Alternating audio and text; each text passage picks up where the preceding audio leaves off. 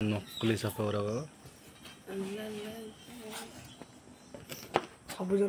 प्राकृतिक उपाय 13टी अंडारू फुटिले नागसाप।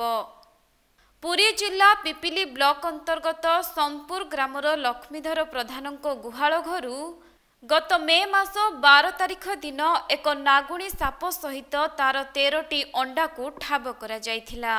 आउ सेतेबेले स्नेक हेल्पलाइन रो सदस्य नागुणी को नहीं अन्यत्र छाड़िथिबा बेले 13टी अंडा को प्राकृतिक उपाय रे छुआ फुटाइबा पई रखिथिले एवं पाखापाखि 50 रु अधिक दिन परे एबे 13टी जाक अंडारू छुआ फुटी बाहरी थिबा देखिबाकू मिलिछि।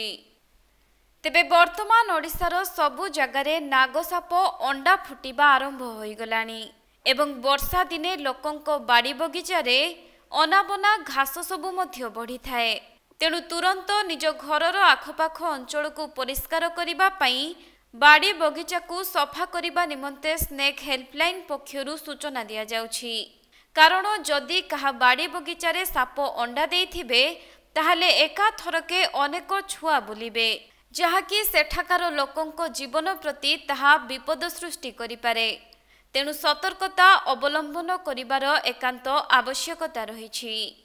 मत दांड मुकुंदपुर निकटस्थ सोमपुर फोन करथिले लक्ष्मीधर बाबू 12 तारिख दिन मे 12 तारिख दिन से गाई खाइबा बोती रखिते गुहाल पाखे से बोती आने जाती से गोटे नागसापटा को बारंबार देखते तापर से स्नेक हेल्पलाइन सहायता लोड़ी मते फोन करते परे मु गली सेठू देखला परे गोटे गातर नागसापटे पशि जाइए आउ से छाड़ी कि न जीवार कारण से जगह अंडा देता से माने खोलाखोली कले परे 13टी अंडा उद्धार करागला तापरे नागसाप को भी उद्धार करागला तापरे वन विभाग को जनइबा परे नागसापटी को छड़ागला आउ अंडा तक कृत्रिम उपाय रे फुटिया आम रखिलु आउ आज विगत 50 रु 53 दिन भितर अंडार छुआ फुटी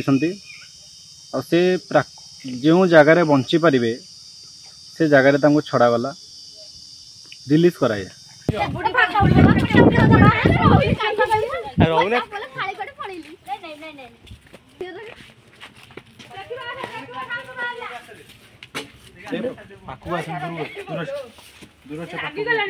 पुरी प्रकाश कांडी रिपोर्ट कोणार्क लाइव।